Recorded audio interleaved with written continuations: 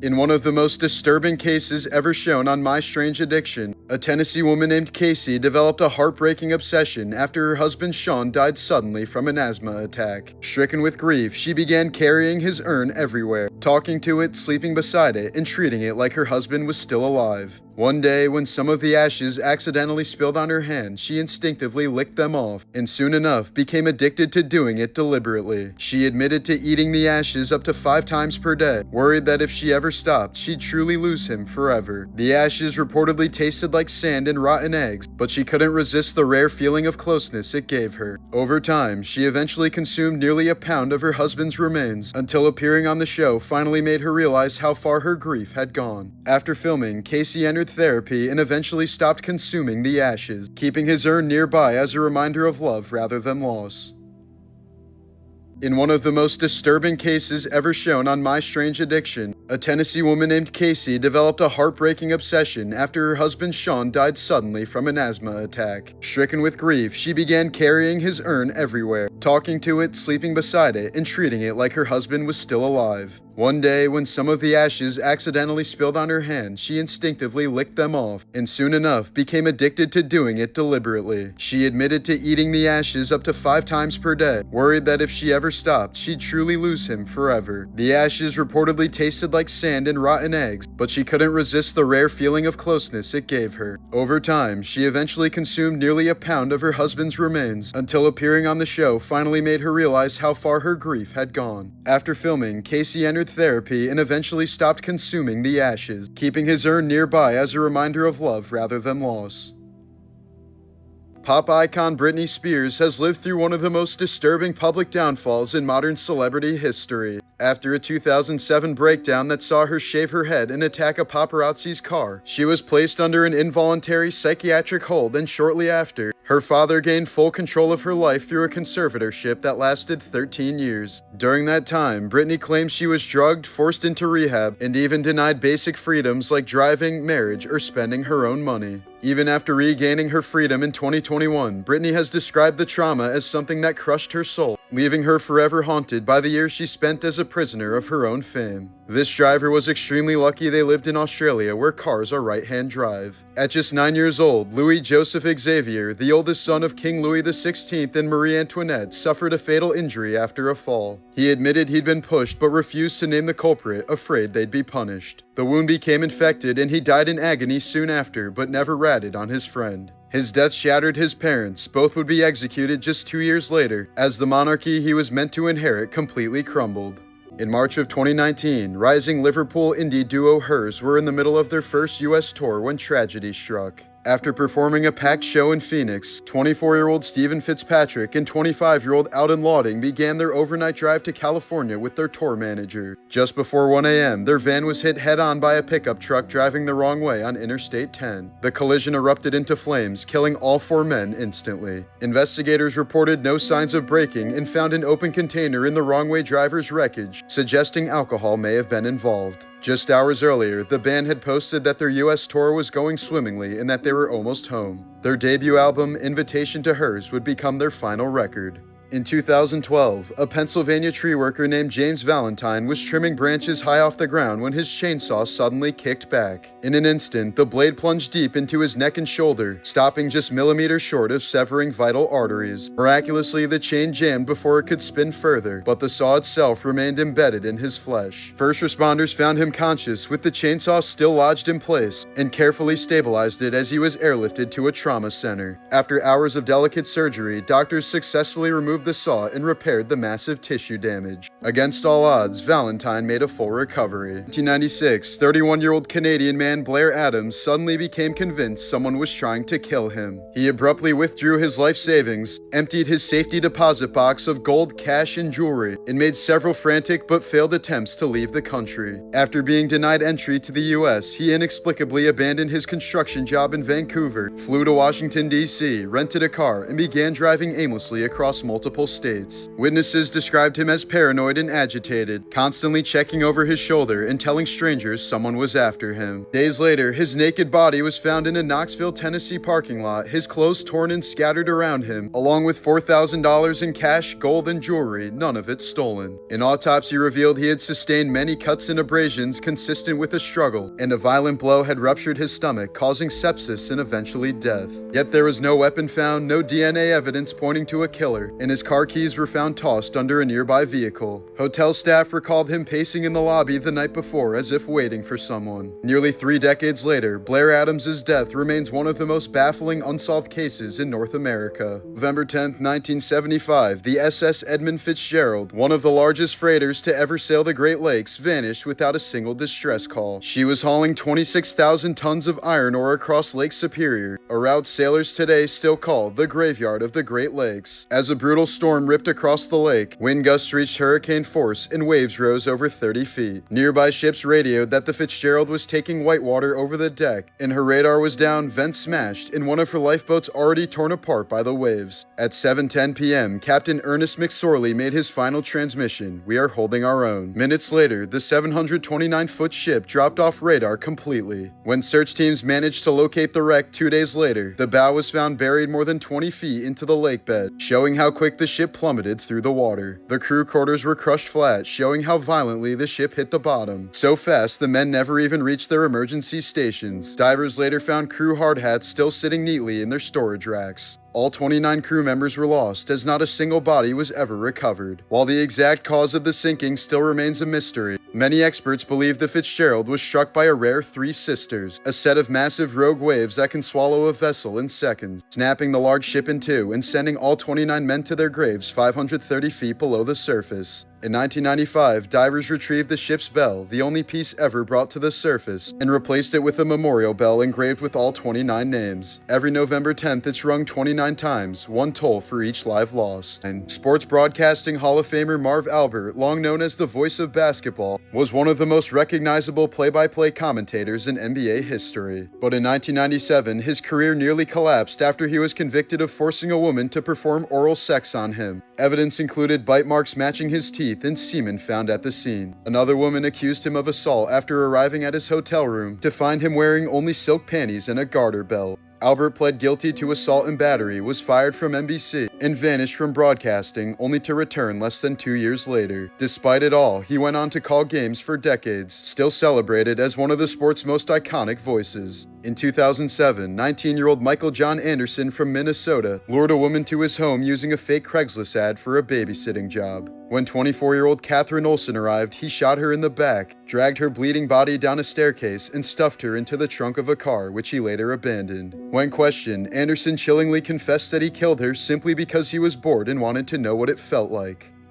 Victoria Wright was born with cherubism, a rare genetic disorder that causes the bones in the lower face to grow erratically, giving her a swollen, distorted appearance that drew cruel comments from strangers her entire life. The condition can be extremely painful by tightening the jaw, straining the facial nerves, and making basic things like chewing or even speaking very difficult at times. As a child, she endured constant looks, bullying, and even adults snickering about her in public as if she wasn't standing right there. But instead of hiding, she turned her diagnosis into a mission, calling out the cruelty she faced after a BBC documentary sparked a wave of online abuse, and becoming a fierce advocate for people with facial differences. In 2015, Mary Cerruti vanished from her Houston bungalow without a trace. 2 years later, the new owners found her skeletal remains sealed inside a wall along with her glasses and shoes. Investigators believe she fell through the attic floor and became trapped, slowly dying alone in total darkness with no way of climbing out. But because she was one of the last homeowners refusing to sell as developers closed in around her, many people still suspect something darker. Her official cause of death remains undetermined. Trailer Park Boys star Mike Smith, best known as the harmless wide-eyed Bubbles, has been charged with sexual assault in Nova Scotia for an incident that allegedly happened back in 2017, a case that stayed buried for nearly 8 years before finally surfacing in court. The identity of the victim is under a strict publication ban, but Smith is now legally barred from contacting them or going anywhere near their work, home, or school. The charge has forced him to step away from the Trailer Park Boys production company, tainting the wholesome persona millions have associated with him. Deep inside a sulfur-filled cave on the Albania-Greece border, scientists have uncovered the largest spiderweb ever recorded, an enormous 106-meter sheet stretched across the cavern's walls. Hundreds of thousands of spiders from two normally rival species have formed a massive cooperative colony, a terrifying behavior never before seen in spiders. The cave's toxic, sunless environment created a self-sustaining ecosystem powered by sulfur-eating microbes which attracted swarms of insects, which in turn supplied this spider megacity with endless food. The web is so dense and vast it looks like the cave is wrapped in ghostly white fabric, proof that life can evolve into something terrifyingly efficient when pushed into extreme conditions. Ariana Grande's life has been marked by unimaginable tragedy. In 2017, during her concert at Manchester Arena, a suicide bomber set off an explosive as fans were leaving the show. 22 people were killed, some of them children, and hundreds more were injured. The tragedy left Ariana with PTSD and deep survivor's guilt, something she said she'll never fully recover from. Just a year later, she lost her ex-boyfriend Mac Miller to an overdose, a loss that left her completely shattered. In 2019, she revealed how deeply those experiences affected her, sharing a brain scan that showed severe patterns of trauma, comparing it to a healthy brain and one with PTSD. Hers lit up the same way as the trauma scan, as she called it hilarious and terrifying, not a joke. In the years since, fans have noticed a drastic change in her appearance. Her once soft features now look sharper and hollowed, her frame thinner, her face at times hauntingly fragile. Whether from stress, age, or the weight of everything she's endured, Ariana's transformation feels like a visible reminder of how much she's had to carry. Influencer Michael Duarte, known online as Food with Bare Hands, built a massive following by grilling, cooking, and feeding strangers with his bare hands. But on November 8, 2025, his life ended in shocking fashion during a family trip to Texas. Police responded to a disturbance call involving a man reportedly acting erratically with a knife, and Duarte was fatally shot by deputies on the scene. Witnesses later described the moment as chaotic and heartbreaking, with his family present during the incident. The tragedy struck just 3 days after he and his wife celebrated their 9th wedding anniversary. In the immediate aftermath, Duarte's talent agency and family had presented his death via a GoFundMe campaign as a horrible accident, without initially disclosing police involvement. The family has since asked for privacy and support, as funeral arrangements are made and efforts to return his body to California proceed. Duarte was only 36 years old and leaves behind wife Jessica, daughter Oakley, and millions of fans who watched him turn simple meals into moments of kindness and generosity. In 2023, British TV presenter Holly Willoughby narrowly escaped a fate straight out of a nightmare. Her stalker, 36-year-old security guard Gavin Plumb, had been secretly building what prosecutors called a murder kit in his Essex home. Ropes, metal cable ties, chloroform, and knives, all carefully organized for a late-night abduction. He spent over 18 months plotting every step, obsessively saving thousands of images of Willoughby, including hundreds of deepfakes he made to fuel his fantasies. Plum shared his entire plan with someone he met on a dark chat room called Abduct Lovers, where over 100 members spent hours trading violent fantasies. He even sent voice memos describing how they'd hit at night when traffic was low, and how he'd chloroform both of them, referring to Willoughby and her husband. But what he didn't know was that his online partner wasn't a killer, he was an undercover US federal agent. When British police stormed Plum's apartment, they found his computer filled with explicit material, detailed kidnap instructions, and surveillance notes about Willoughby's security routines. He knew her full schedule and had even written down what time she usually woke up. In July of 2024, Plum was sentenced to life in prison with at least 16 years before parole. In 1985, veteran Miami Herald photographer Bob East went into surgery to remove a cancerous eyeball, but a tragic hospital mistake killed him instead. During the operation, doctors accidentally injected a toxic preservative chemical into his spine, thinking it was spinal fluid. The chemical, meant to preserve his removed eye, instantly caused brain damage, and East was declared brain dead soon after. He was eventually taken off of life support, while the hospital later admitted the mix-up and paid his family a $2 million settlement. When the Space Shuttle Challenger exploded just 73 seconds after liftoff in 1986, it didn't disintegrate immediately like many believe. The crew cabin actually remained intact. For nearly 3 agonizing minutes, it tumbled toward the Atlantic Ocean from a height of 50,000 feet. Investigators later found that air packs had been manually activated, suggesting that some of the 7 astronauts were still alive and possibly conscious during the entire fall. The cabin struck the ocean at over 200 miles per hour, killing everyone on impact. Before he became famous, Vanilla Ice claims he survived a brutal stabbing and a near-fatal nightclub attack. When he was 16, he got caught in the middle of a gang fight in South Dallas and was stabbed 5 times, one wound narrowly missing his heart. Doctors reportedly said the blade came so close that another half-inch which would have killed him. Months later, he was nearly beaten to death outside a club after a show, leaving him with permanent nerve damage in his arm. This doll belonging to a 5-year-old girl has been watching over her gravesite since her death in 1912. In April of 2001, 20-year-old Branson Perry completely vanished from his father's home in Skidmore, Missouri. He told a friend he was stepping outside to put a pair of jumper cables into the shed, but was never seen again. His van, wallet, and all personal belongings were left behind. Despite searches, interviews, and 2 decades of investigation, no remains have ever been found and no one has ever been charged. To this day, Branson Perry's disappearance remains one of Missouri's most haunting unsolved cases.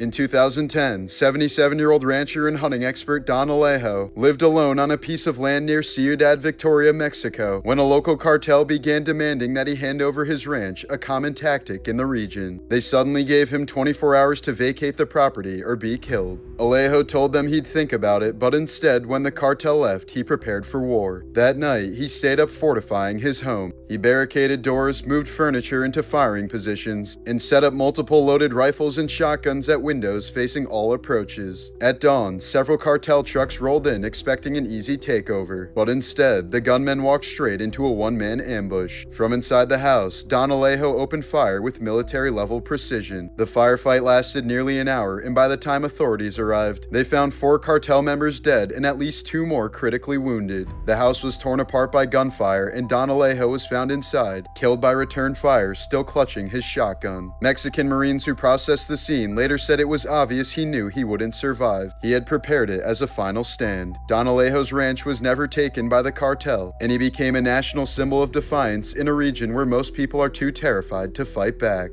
In 2012, Florence Welch of Florence and the Machine nearly died from an undiagnosed ectopic pregnancy, which happens when a fertilized egg implants outside the uterus, usually in a fallopian tube, where it can't grow and can rupture suddenly, causing severe internal bleeding. She went on stage while bleeding internally, thinking it was normal pain, and later learned her fallopian tube had ruptured, leaving what doctors described as a Coke can's worth of blood inside her abdomen. She required emergency surgery to remove the tube and stop the internal bleeding. Florence later said it was the closest she's ever come to dying by far. In 2023, 16-year-old Bryce Brooks from Atlanta jumped into the ocean in Pensacola to save 4 younger kids he'd never met who were being pulled out by a strong rip current. He managed to help get them to safety, but the current dragged him under before he could escape. A family friend, 67-year-old Charles Johnson II, rushed in attempting to save Bryce but was also pulled under. The 4 children survived, but Bryce and Charles didn't make it, and both were later honored as heroes for sacrificing their lives to save others. In 2014, 23-year-old Ashley Gabrielle Huff spent nearly a month in jail because a cop mistook dried SpaghettiOs on a spoon in her car for meth. She couldn't afford bond, so she sat in a county cell while her life unraveled, missing her child's birthday, losing her job, and watching everything fall apart over a crusty spoon. When the crime lab finally tested it weeks later, the result was immediate. It wasn't meth at all, just pasta sauce like she said it was. The charges were dropped on the spot long after the damage was done.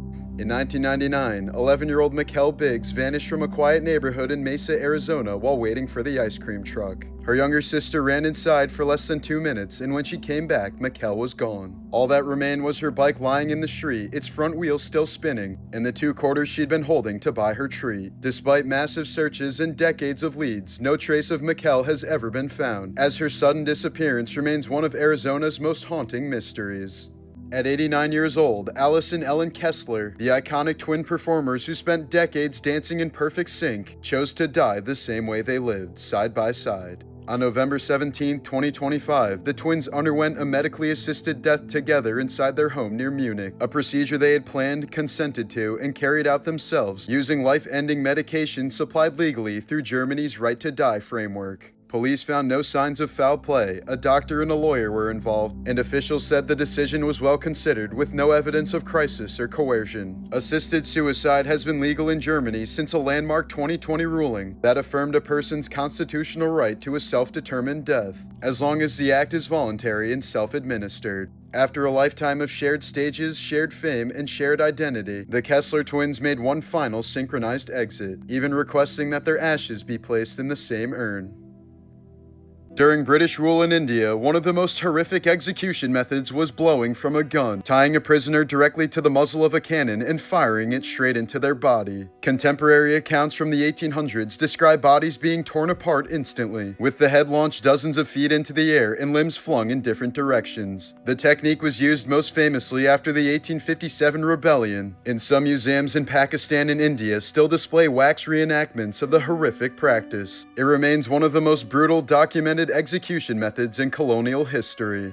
After investigators tied multiple typhoid fever outbreaks to American cook Mary Mallon in 1907, doctors told her she was an asymptomatic carrier and banned her from cooking. But she refused to believe it, kept taking kitchen jobs under the same name, and new clusters of the disease kept appearing. When officials caught her doing it again in 1915, they sent her to North Brother Island, where she was detained for the rest of her life. Mary spent her final 23 years quarantined there, ultimately linked to more than 50 confirmed infections, earning her the nickname Typhoid Mary. In November of 2023, 56-year-old Bart Ryder went in for a routine cataract surgery in Colorado and died because no one realized he stopped breathing. A lawsuit later revealed that the surgeon and anesthesiologist were playing a music bingo game during the procedure, and although Ryder was hooked up to monitors, the audible alarms weren't turned on. He soon turned blue under the sheet while staff focused on the playlist instead of his vitals. By the time they realized his oxygen had crashed about 11 minutes in, he'd already suffered fatal cardiac arrest. Both doctors admitted under oath that they were playing the game, and the case was settled outside of court. This photo was taken at 10:28 a.m. on 9/11 by photographer Bill Bigart, just seconds before the North Tower collapsed and killed him. Bigart had rushed toward the burning towers while most people were running away, documenting the chaos from the streets below. When crews later found his body in the rubble, they also recovered his cameras and memory cards, which held the final 150 photos of his life, including this one, time-stamped less than 10 seconds before the collapse buried him where he stood. Here's a photo of what can happen when a hair dye allergy goes catastrophically wrong. This young woman suffered a violent reaction to PPD, a chemical found in most at-home dye kits, and within hours her forehead began swelling so fast it nearly doubled in size. The reaction triggered angioedema, a dangerous buildup of fluid that pooled around her eyes and scalp, warping the shape of her head and leaving one eye almost swollen shut. Doctors warn that reactions like this can escalate to throat swelling and suffocation if left untreated, and that once your body reacts to PPD, even a tiny exposure in the future can set off something even worse.